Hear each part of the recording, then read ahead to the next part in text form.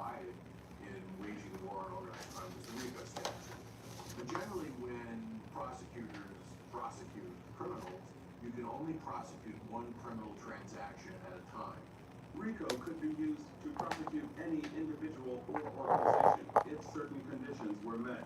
Those charged had to be engaged in racketeering activities such as murder, kidnapping, extortion, or mail, wire, or securities fraud. What this accomplished was for the first time, instead of going after small fry, if you were found to be in any way connected to an ongoing criminal organization, especially if you were a leader, you could face a life in prison. People hear gangs and they think, oh, well, that's organized crime. It's not what the RICO was aimed after. They was aimed after people that were racketeers. And the racketeer is somebody that could set up a scenario where you find yourself paying for protection in some way or another. If you wanted to convict somebody of engaging in RICO or racketeering violation, you had to prove that they were involved in a racketeering enterprise, such as a mob family. And in addition, you had to prove that they were involved in a pattern of racketeering activity. Now the entire enterprise was looked at as a whole, and these people were identified and prosecuted as arms of that organization. It made everybody vulnerable to whatever the hierarchy of the organized crime family was doing. They could be charged with many more things than just their individual action. So rather than just being able to convict people and arrest them for actual individual crimes, thanks to RICO, being a gangster itself is a criminal act. The RICO statute was signed into law in 1970, but it was neglected for the better part of the next decade. Federal prosecutors feared that the untested statute could be declared unconstitutional if used in court. They were extremely reluctant to approve any of the RICO prosecutions until the early 1980s. If you had the goods and you put it all together, it was very easy to convict people of racketeering or RICO violations. So it was an enormously powerful tool that we had. In the 1980s, an emerging federal prosecutor would see the promise and incredible power of RICO. He would put it to use in the fight against New York City's criminal underworld. As the chief federal prosecutor in his area, Pleasure. Pleasure is great, but it's horrible value to prioritize your life around. Ask any drug addict how his pursuit of pleasure turned out. As an adulterer who shattered her family and lost her children, or whether pleasure ultimately made her happy. Ask a man who almost ate himself to death how pleasure helped him solve his problems.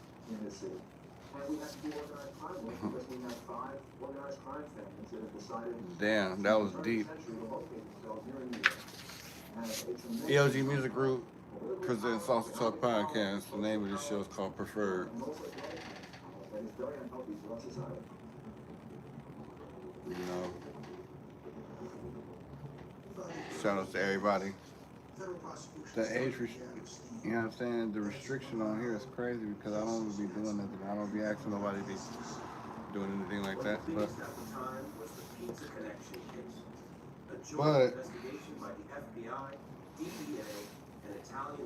I decided to crack open some literature for y'all, you feel me? Didn't know what I was gonna do, but I just got up on here, you feel me? Shout outs to everybody that tapped in,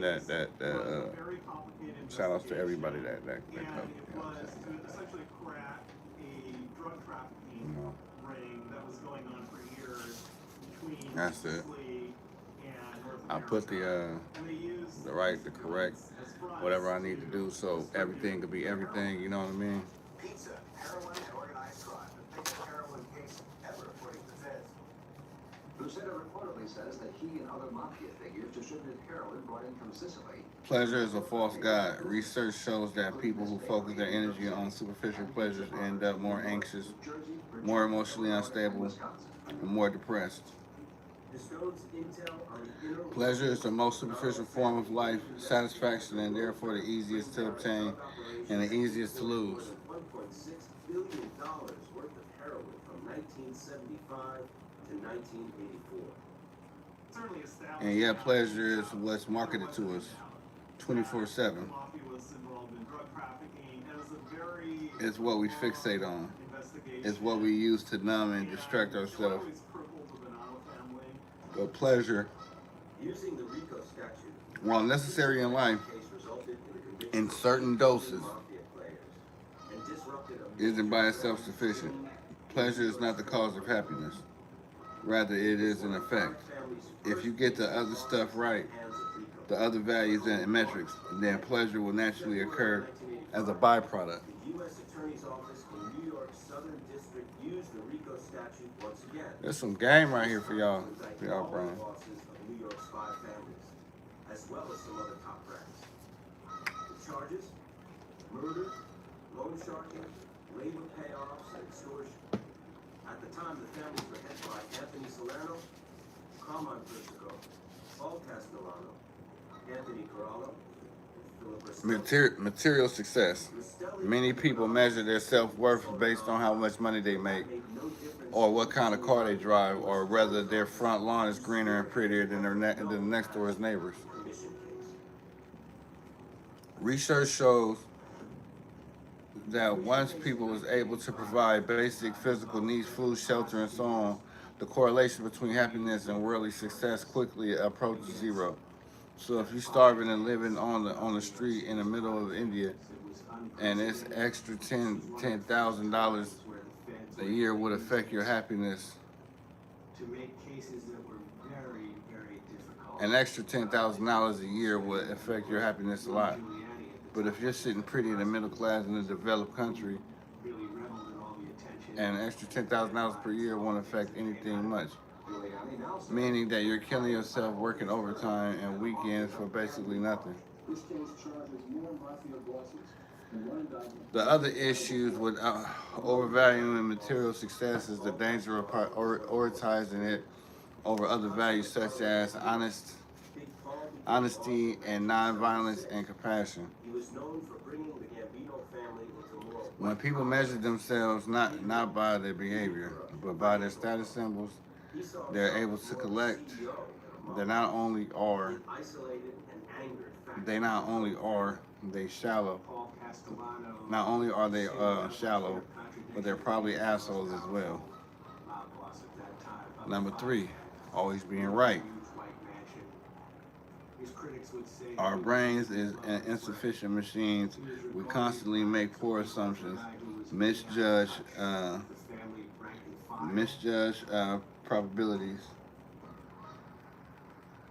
probabilities, and misremember facts, given to cognitive biases, and make decisions based on our emotions and emotional whims.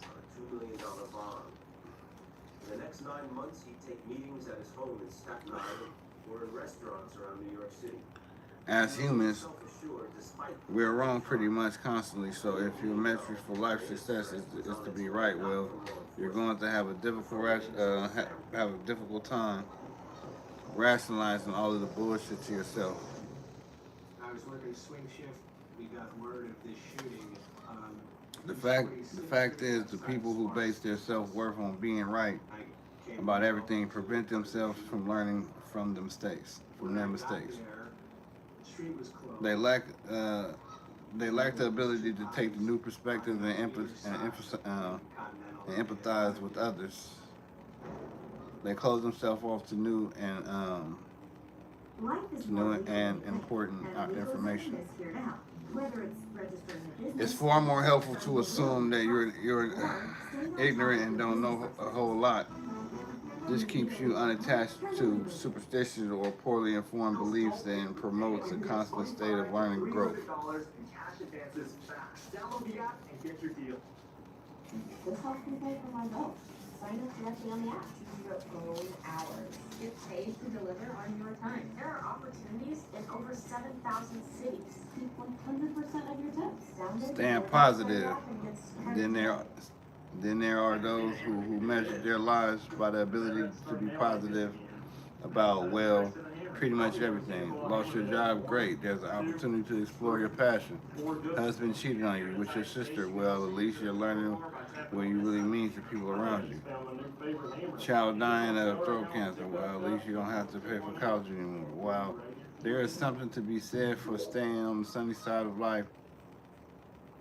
While there is something to be said for staying on the sunny side of life, the truth is sometimes life sucks. And the healthiest thing you can do to admit it. He quickly confirmed for us. And the healthiest thing you can do is to admit it. When that's his driver.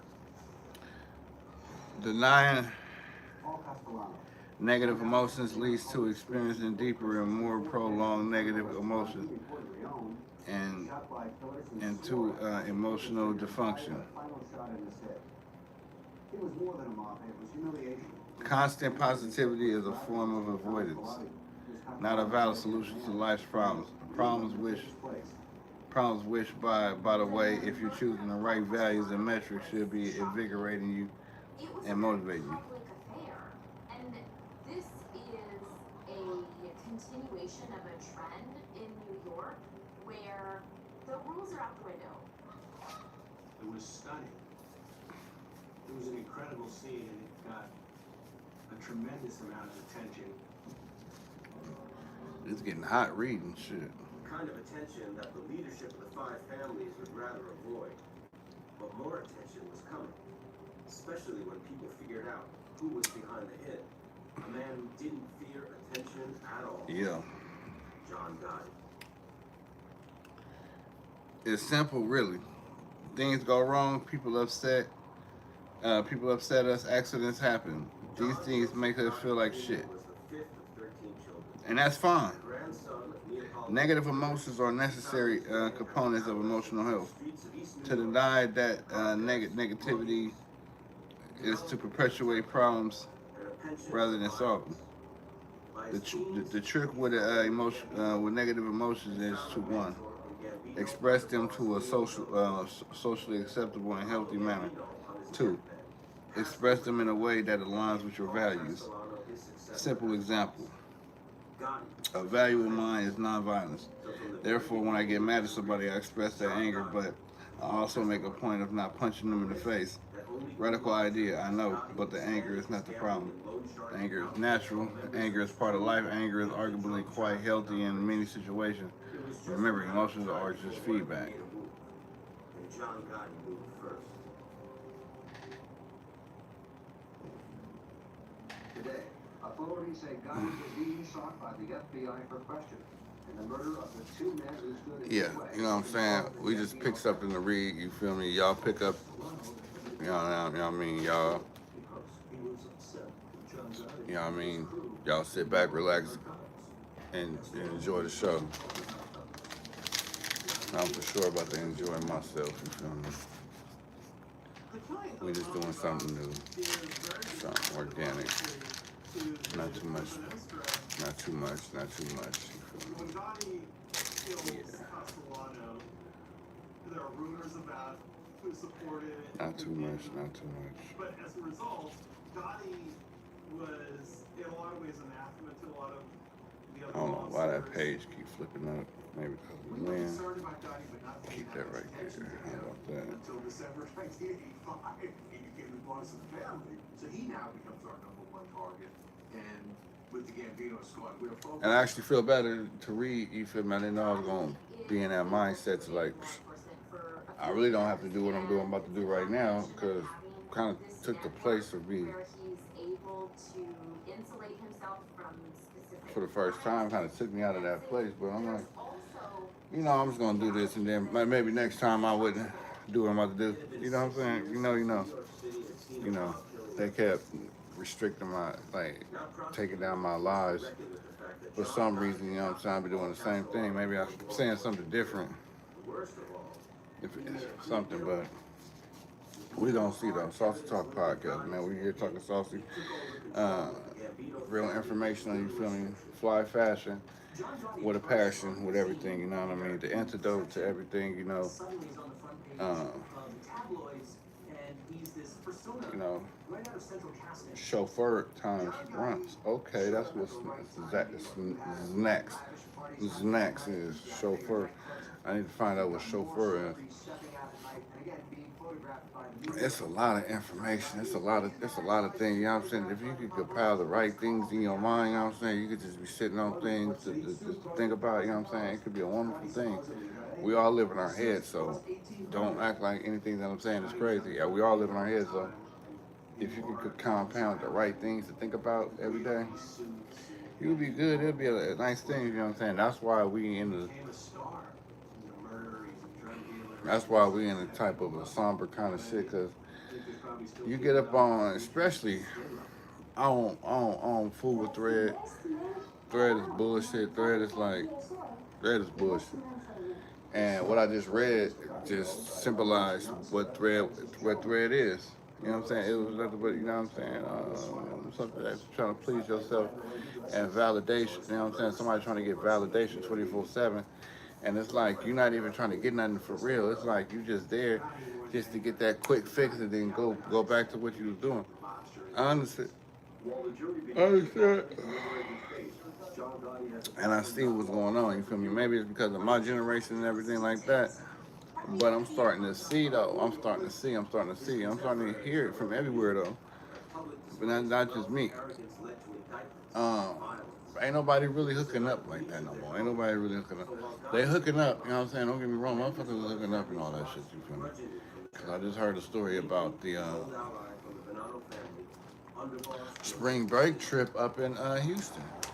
People getting a lot of STDs and all. I get it.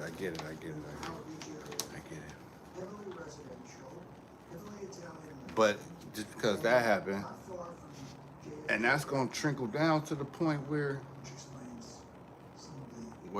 that's going to trickle down to where my point is being driven. You get what I'm saying? It's going to be, ain't nobody will be hooking up. You know what I'm saying? They saying people, homegirls went down there, they got beat up, drunk, drugged, beat up. People out there hooking up with random motherfucking Texans, you feel me? Got LA motherfuckers, people everywhere. It's coming from everywhere, fucking with the Texas motherfuckers. And I don't know if it's a Texas thing or whatever happening up in Houston and shit like that, but it's happening up in Houston. You know what I'm saying? So, last time I heard something like that happening was in Coachella, giving out that H. You know? But yeah. And that's just crazy. But yeah, though, so, you know what I'm saying? Salsa Talk and Saucy Adventures and all that shit, yeah, that's cool. Everything's cool, you know what I'm saying?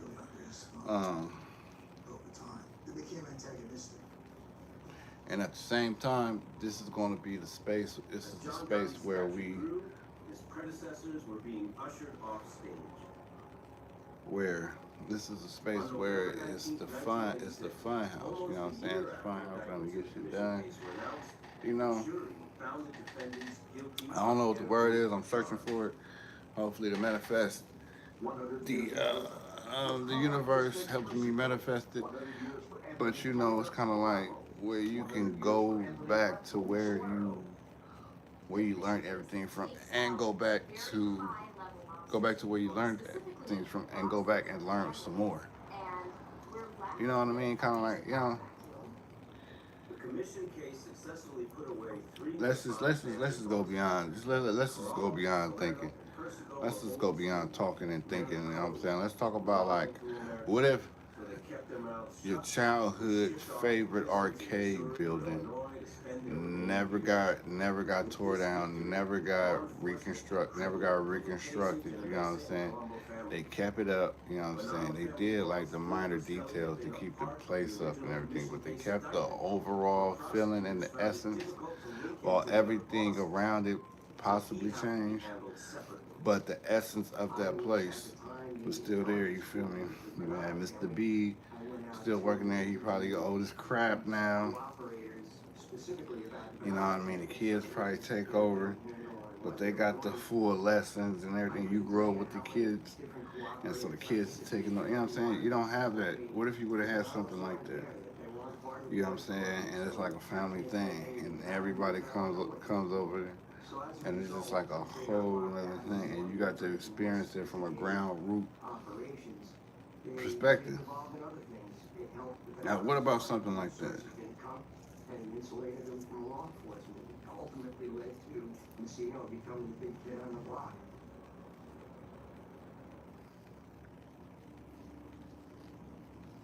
In 1986, New York's 5 families were under extreme federal scrutiny, with 3 family bosses prosecuted in a commission case. Like a fever dream, you know what I'm saying? Like a fever dream palace. You know what I'm saying? That's what probably fever dreams are. What I'm describing.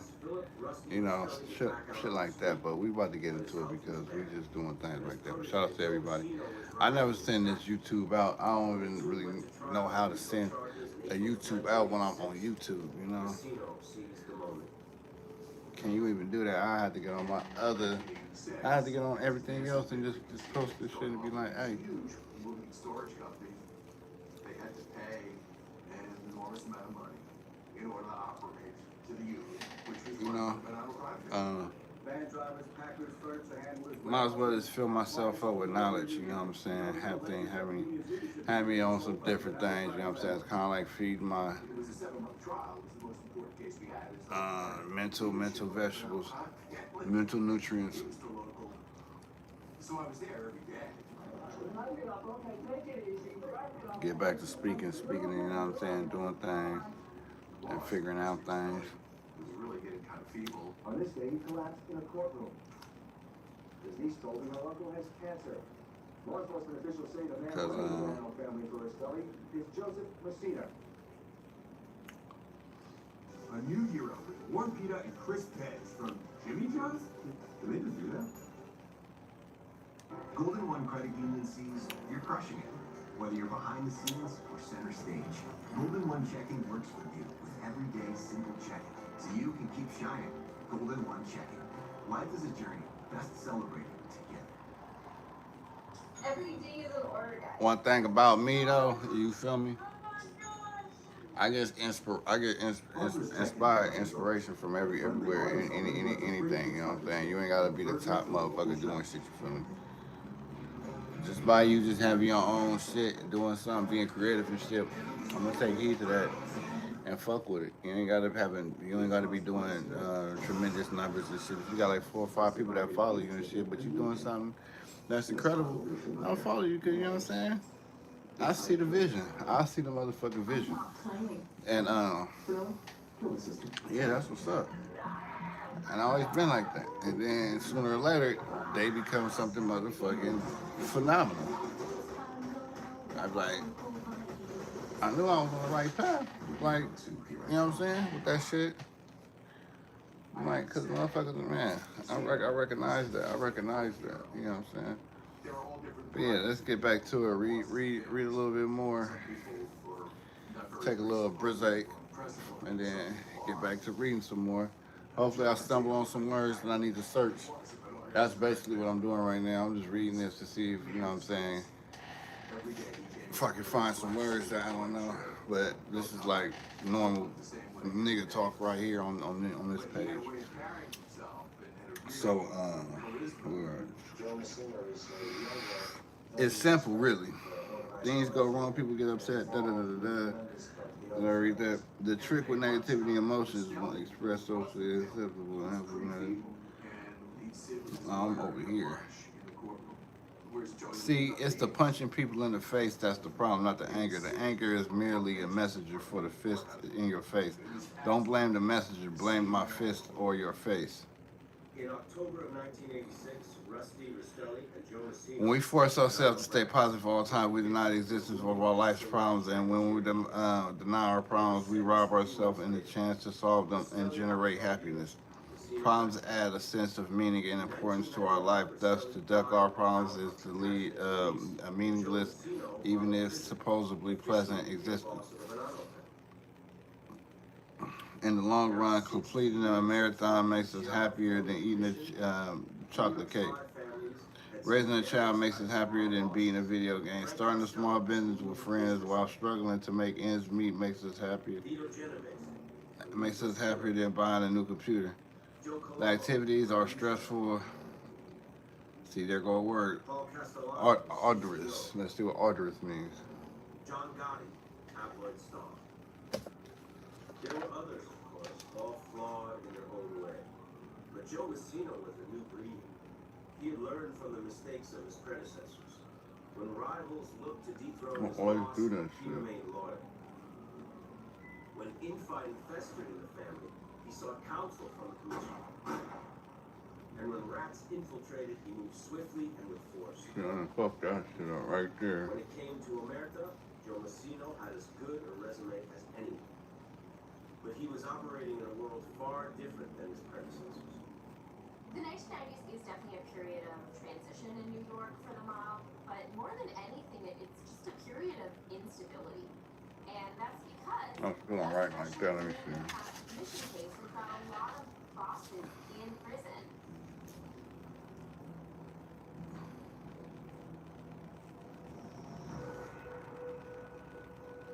Gotti got indicted late 1990. So he had a very good tenure as boss. It'll be another Christmas in the slammer for John Gotti. The reputed Gambino crime family boss was arrested last December. Ever since. Prosecutors will produce witnesses who saw Gotti giving instructions at the scene of a hit on Paul Castellano. He was convicted in 92. All the other families, the leadership was in disarray. After the series of prosecutions, there were many. The mob was certainly weakened. Arduous. Defense said that they had busted another monster. Last week, A little arduous. for allegedly masterminding the mob takeover. Arduous. Arduous. More informants than ever are coming Y'all can help me, though. with the mob aware. Police say for several months, the Colombo family has been in a civil war. So you had this bad period for the mob in the 1980s and certainly into the 1990s. The Gotti era of Joey, nightclub life, in your face to the FBI, tactics wasn't working. All the families were repentant, some more so than others. You guys do the arithmetic. You realize you're going to spend the rest of your days in jail, do 25 years of life. You're not going to see your grandkids or children again. You're not going to be on the outside again. What for? For a code of America that everybody else is crashing? Arduous and often unpleasant. They also require withstanding problems. They also require withstanding problem after problem. Yet there are some of the most meaningful moments and joyful things we'll ever do. They involve pain, struggle, and even anger and despair. Yeah, once they're accomplished and we look back and get all misty eyes telling our grandkids about them. As Fruit once said, one day, in retrospect, the years of struggle will strike you as the most beautiful. Guys were paranoid, and with the oath of Omerta facing its greatest threat yet, the future of the five families was now in jeopardy like never before.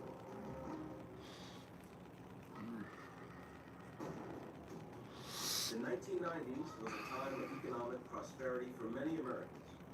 The Cold War had ended, tech was booming. Yeah. Life was good. But for the leadership of New York's five families, who had been badly weakened by This is why these values, pleasures, material success, always being right, staying positive, are poor ideals for a person's life. Some of the greatest moments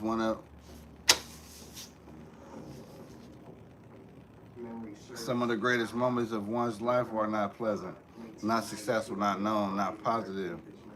The point is to nail down some good values and metrics. And pleasures and success will naturally emerge as a result. These things are side effects of good values by themselves. They are empty highs. Out on the street with power is Joey Messina, now running the Bonanno crime family, wanting to get back into the commission. And because of Joey's stature and Joey's charisma, he's accepted back into the five-member commission. Joe Messino. I ain't never heard of empty highs. Let's look up as this. being a wise guy.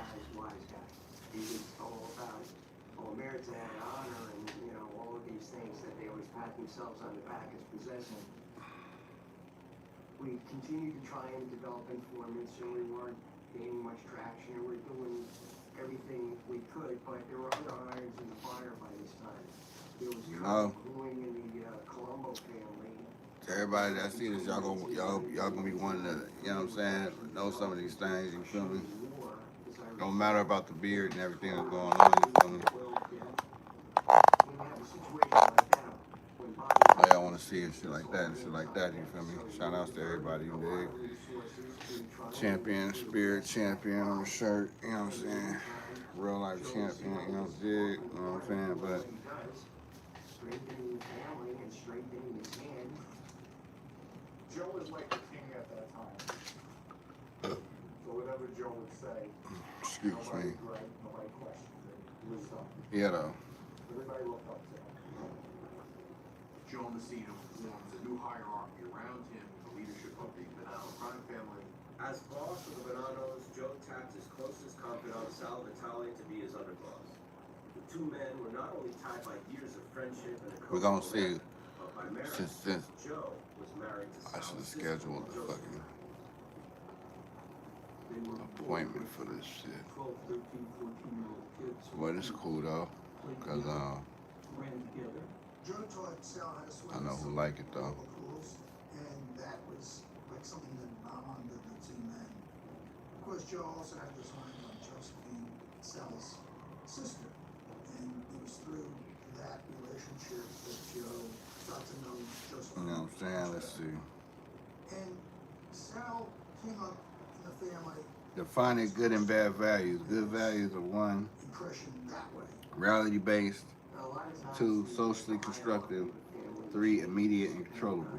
Who's up and who's down, who's in and out, who's favored by the. And 3rd, not immediate or controllable. Who had a social club in Bath Avenue in Brooklyn. Honesty is a good value because it's something you have complete control over. It reflects reality and it benefits others, Sometimes they would go. even if it's sometimes unpleasant. They were in favor or out of favor. One of the top captains from Joe Messino were Frank Lito, Frank Copa, Richie Cantarella. They called me Shalatka because I had jet black. Like what? Are you serious? And I always was vain about my hair. Are you motherfucking serious? When Joe then came home, Like, he put the whole thing back together. maybe I'm not, you know what I'm saying? Hey, on some real, I'm beginning to become real honest with people, you feel me? Real honest. And if they don't like it, A very paranoid guy. fuck it, you feel me? Because the out of pocket shit that people be saying up their motherfucking mouth these days, man, I'm sorry for my language, but the out of pocket shit people be saying out these days is incredible. And they acted all when somebody check them on that shit, because maybe it's because these niggas been getting away with that shit with these motherfuckers for so motherfucking long, and they just met a motherfucking dinosaur out here that stand on business like, who is this nigga, who the fuck you think he is type nigga. Yeah, nigga. I don't know who the fuck y'all been dealing with. I give a fuck. That's good. That's good he provided for you. But guess what? How the fuck do I know that shit? How the fuck this nigga's providing all that shit? What the fuck are you doing telling me? What the fuck are you on the phone with me? So that means he's not doing his job. He's doing his job for providing, but he ain't keeping you locked, because what the fuck you doing here with me? Let's carry on. You did? And I'm not here just popping it. This is just real shit. You know what I'm saying? So when I tell you something, this shit is real. I'm just gonna be popping shit. You feel me? Big dick back in town type shit. You know what I'm talking about? Yeah. You dig so? No gnats and shit. I need to close this door. Shit show. So motherfucking hot. But shout outs to everybody though. We ain't gonna get back to the good and bad values, because this shit is triggering what the fuck I got, you know what I'm saying, what I be thinking about, you know what I'm saying, I got, you know what I'm saying, And the reason for that being is because people be so motherfucking bold. Or nearest home now would be. Got the nerve, like who the fuck got your mind twisted like that to get out of pocket with me? Oh yeah, you can't deal with motherfuckers like that. Oh, you can't control yourself. Oh, you can't control yourself while you're around motherfuckers. You don't even know how to react. Like what the fuck? What the fuck you coming back through telling me this shit for? You know what I'm saying? Like bullshit. Like bitch, you was out of here. Real talk. Like this bitch is crazy. Like the fuck? This bitch is crazy, bro. Like little hoe. He was a guy who was constantly, well, what we call now situational awareness. He was aware of who was around him. He limited who could have direct contact with him. And he maintained strict discipline. He had a reputation of doing his own work. He, you know, if somebody needed to be dealt with violently, he wasn't afraid to do it. That was the reputation he had. He knew our whole bag of tricks. He knew about wiretaps, he knew about microphones. It wasn't. Niggas ain't taking no motherfucking shorts, nigga. Different approach.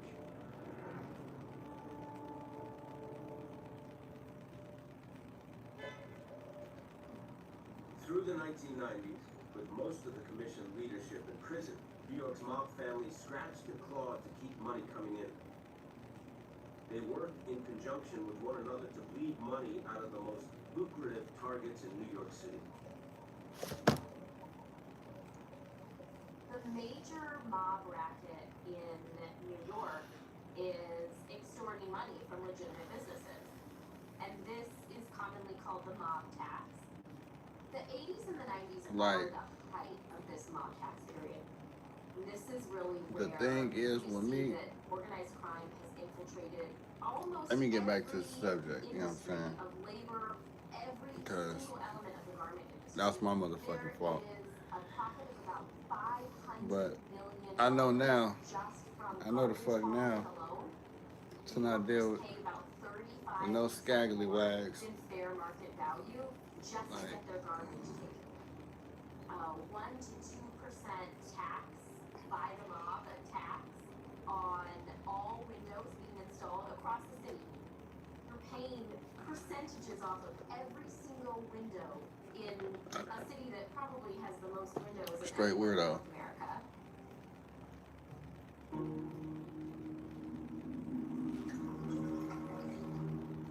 Did we really need one of the most iconic directors to film a simple tour? Of course we did. We are Patron. And we do things on the right. No shortcuts. Just perfect. And did Guillermo need to bring his crew of skeletons?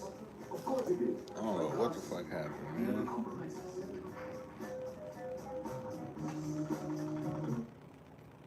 Try Nature Made. Made with quality, made to care for you every day. Car accidents can be very scary. It can feel like the world's crashing down all around you. At the Law Brothers, we control the chaos and we fight to win for you. 1-800-222-2222.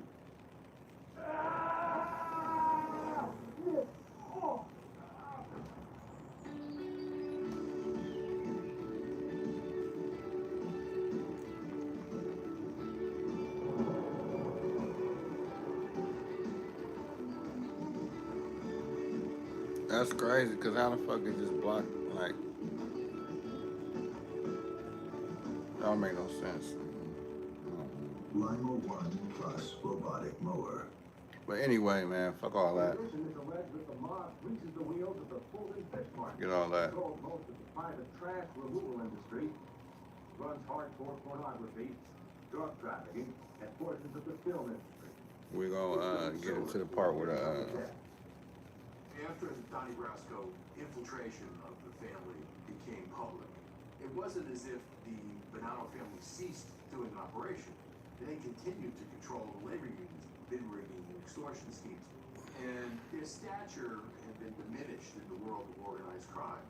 As a result, they were not able to participate in some of these large-scale schemes that the other four families participated in. since they got locked out of the more lucrative and more sophisticated operations, Yeah, they man. became involved in other things. Man, this shit crazy, nigga. Accelerated their I'm missing out on motherfucking phone calls and shit and hella shit. They were sort of pioneers in Man. getting to Wall Street. They do whatever works. The Post was a perfect example of targets of opportunity. One of the mafia's most successful ploys was the no-show job. The family would muscle control over a union or legitimate business and give high-ranking members of the family a job with a good salary, a job with benefits, a job that they didn't even have to show up for. Richard Cantarella, captain in the Bonanno family, held one of these union jobs at the New York Post, one of the most circulated daily tabloids in New York City. When I got involved, I had a no-show job and nobody was going to say anything because of who I was. I was a tailman on a truck. That means I didn't do the driving because if you are the driver, there's no way you can not show up. So I was a tailman, and at the end of the week, I took care of the driver. I did very well. I was getting paid. There's always gambling going on. So if that was going on by somebody in the Post, they'd have to give up a piece of that money, or we're not going to allow you to do it. Any gambling, any stealing, any lending of money, we had to get a piece of it. And I always managed to stay on the books someplace. Now I'm on Social Security. At that point, I got involved in making one of the parking lots in the Marine and Aviation. In New York, parking is a commodity. Parking was big. Parking lots would be a good opportunity for organized crime, especially back in the 80s and the 90s, because there was less electronic bookkeeping, as it were. But back then, it was largely a cash business. That was just dope, man. Not all of it makes it to the accounting books, so that you don't All these napkins and shit be on the and on the floor, nigga. I don't be just throwing shit on the floor, nigga. How many cards are going in, how many cards are going out. From nothing, I wound up with 22 locations. I wound up having a whole built. Parking was very good to me. Richard Cantarella was bringing in serious money for the Bonanno family, building a comfortable life for his nuclear family out in Staten Island. For Richard's son Paul, the riches that the life provided were too good to pass up. As a kid, they always knew it was Richard's son, and I always got respect. Instead of going to summer camp, I would want to go with my father to Manhattan. And I would go with him to the parking lot with the newsstand. And then from there, we would work our way to Mulberry Street. There was all business, restaurants, parking lots, you know, big Mercedes, always dressed nice. I just saw the respect on the block, you know, and who doesn't want to be like that? It was the greatest thing you could see. I just was so loyal to them, and I looked up to them that whatever they wanted me to do, I would do. And so they decided to bring me in. I got made. Me and Sal became very close. Actually, probably But closer. anyway, My son was to Sal right now. man, that shit He's crazy, the one bro. who wanted Like, me to make my son. motherfuckers. He said, why don't you put your son's name in? It wound up being in my mother's basement. Joe Messina I'm was there, saying. Sal, Callie, Frankie, Lino, my father. I had a few guys that were Motherfuckers trying to. They pretty much explain that it's a brotherhood. And then they explain a couple of rules. They go pick up your hands, I mean, maybe You know what I'm saying? Make shit happen type shit, you feel me? Like, and that's your father, you know, Joe Messina now. You know, any problems, you go to him. Joe was a real deal. You know who he was. And so it's like, always told me, you don't ask any questions, you do what he asks. You don't do anything behind his back, and you don't have to worry. You know, people went missing and you didn't ask a question. When Paul Cantarella took his oath of omerta in 1996, he joined a family that was a dying breed and a way of life on the verge of extinction. Cantarella believed you know what I'm saying? and believed Not gonna be all America wasn't dead articulate and all that shit with it, you feel me? Like, began to say otherwise. it is what it is, but, you know, By the late 90s, you know, the Bonanno family, under the leadership of Joe Messina, hey, he learned hey, from all the hey. mistakes of his predecessors. Stay out of the press, avoid drugs, never kill unless absolutely necessary. His family was the only one in New York that had yet to have a member cooperate. In short, Omerta in action. For those looking to join the life, the Bonanno family was the most obvious choice.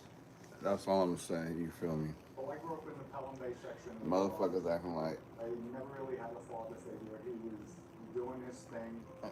in due time, man. In due time. That's all I'm gonna say. In due time, motherfuckers is gonna act like it's gonna be what it is. Da da da da da, nigga. Whatever. Won't fit. Stay on that side. I know what it is.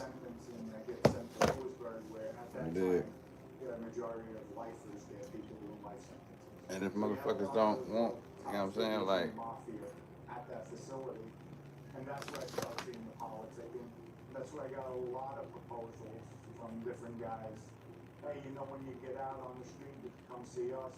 We'd love to have a young guy like you around us. Fuck her. Fuck her. In the Bronx, it was predominantly. I don't know. Everybody else shit coming to a separate, you know what I'm saying? So, if, I don't know. They did it. When I got out of jail, I met Vinny Basciano, the Bonanno family. Vinny Basciano was a captain in the Bonanno family, the Bronx faction, as I recall. That's good. We understood Vinny to be a drug dealer, a heroin guy, a suspect in a number of murders. I'm driving him around. Vinny always had the number locations of Joker poker machines. That was his primary business. They tried marijuana. We had marijuana coming in from Canada, ecstasy pills. With Vinny, he asked me if I wanted part of the life. He said, I need you, I want you. I accepted. Everybody got some, but yeah. You know what I'm saying? But it's all in the motherfucking market that you in. Whatever market that, you know what I'm saying? You can't be like, it ain't shit here. And it's in a bunch of bad rock looking motherfuckers around here. And you just basically based it on your demographics, nigga. It's just, you know what I'm saying, in due time. But no, it's motherfucker, you know what I'm saying? It's just, People didn't like Sal as much. He didn't build bridges to some of the capos and some of the soldiers. And then they came to not like him. They thought he was trying I'm gonna restart it and see what's going on with this shit. You feel me? It is what it is. And, it's not at all unusual in these situations for jealousies to develop. If it's meant, it's meant. But a nigga like me though, since the 1930s in the United States is replete. I like to. Y'all see the content, man. That's the shit I'm on, man. And he wants to step up to the #1 spot. Y'all see the content. Like, share, subscribe. Let's get back to it, man. Let's get back to it. You know, digging deeper into their pockets. He's not fair when he settles disputes. He plays favorites. And if a boss can't maintain control over a situation like that, he's a goner. Okay. It's the suffering part. Joe belittled him, acknowledged him. I like this section of the shit because this is what motivates me to keep doing what the fuck I'm doing right here, you feel me? And it's proof, that, and this is proof right here. Damn, man, I got bit. That's what I've been feeling, man. These little bites from these little bullshit ass gnats and shit, man. Damn. Cloud engendered the loyalty that needed to be a voice. Oh, punk ass shit. Joe Massino had the kind of paranoid personality of being Ain't that big, you can't even see it on there. It's like a little one, man. I think that Joe started to have notions about he might clip him. Joe Massino knew. Fuck ass shit, man. Bring out the home defense, y'all niggas gonna be in trouble, boy. Once I find out that spray bottle, I think it's in the patio closet. Others had suspicions that the underboss was a government informant. Y'all in trouble. I'm spraying every day, everywhere, every corner, every nook and cranny. Y'all gonna be sorry. Worked out a plea deal with prosecutors for a reduced sentence. Messina wondered if the light sentence meant he had flipped. Word began to circulate that Salvatore couldn't be trusted, and he was not a man of their code. And there was discussion between Joe Messina and Vinny Daciano to kill Sal Vitale. And Vinny pulled me up. He says, "You're getting a piece of work for this family. It's gonna be a major piece of work. Be ready, beware." Let's find a good. About 2 weeks. Let's find a good. Story was Good. went to Joe and pled a case for her husband not being killed. Joe was in a tough pickle because if he did anything to Sal, what would that do to Joe's domestic relationship with his wife? We'll get back to the book later, man. Get back to the book later. I'm kind of fade. Used to raise from the time they were just a real small family. It was a tough spot for Joe.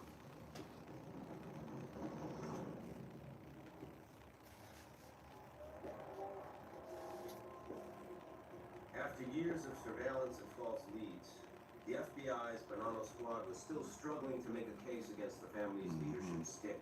That's cool. Joe Messina had been too careful. He had plans to kill his brother-in-law and underboss Sal Vitale, but never went through it. With no murders to chase and whispers that Big Joe and his crew were skimming money through parking lots, the feds called the accountants and began requesting bank statements. Their case would be built from the balance sheet.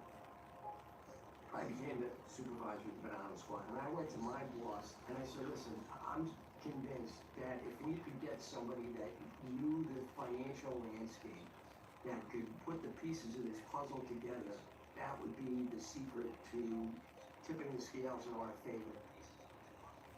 Forensic accounting is a skill in the financial investigative world, which takes a holistic approach, looking at the records in the financial systems, analyzing where the money is flowing from. It's a generator of evidence which helps you demonstrate in a RICO-type investigation the relationships between people, even though you didn't see them together on a surveillance or hear them on a phone call. Thankfully, they sent 2 fresh-faced young accountants. I said, "Look, I'm going to try and take everything I know about the Bonanno family out of my head and put it in your head. And then I want you to mix it Yeah, up though, with what but, you know about financial investigations and forensic accounting and make some magic." And boy, did that. They started looking at the businesses of people known to be in the Bonanno crime family. They also came upon a couple of informants who put them in the direction of the parking lot ventures in Lower Manhattan. This was like the chink in the armor where the feds could get in and start doing the forensic accounting and getting people on tax charges, extortion charges, and whatnot. So that led to a series of dominoes falling. Pizza with any toppings for just $9.99 is Domino's best deal ever. The translation for basketball fans is like the GOAT of pizza deals. It's like down the baseline, through traffic, 360, double clutch reverse, slam, ready to go on. Like down the baseline.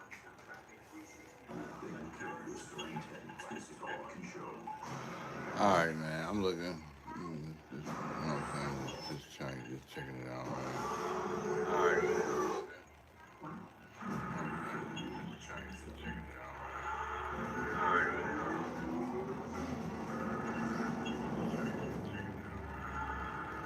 Why is everyone ditching their old mattress for this one? I now understand why this viral Nectar mattress has thousands of 5-star reviews. I got the luxury sleep bundle with memory foam pillows, a full sheet set, and a mattress protector. I saved up to 50%. I ended up saving